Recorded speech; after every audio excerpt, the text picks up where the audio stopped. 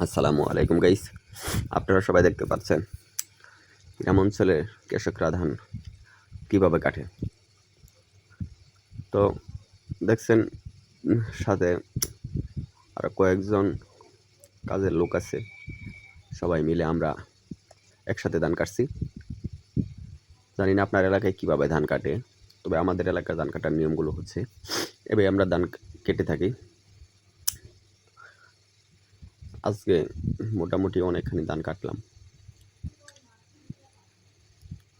আমাদের গ্রামের মানুষ সবসময় এতটুকু উঁচা করে ধান কাটে, ধান কাটা শেষ হয়ে গেলে আবার একটু এগুলো বাড়িতে নিয়ে যাওয়া হবে।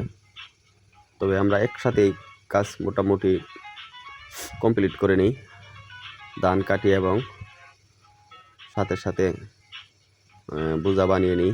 যে আমাদের গ্রাম অঞ্চলে এগুলো আটি বলে।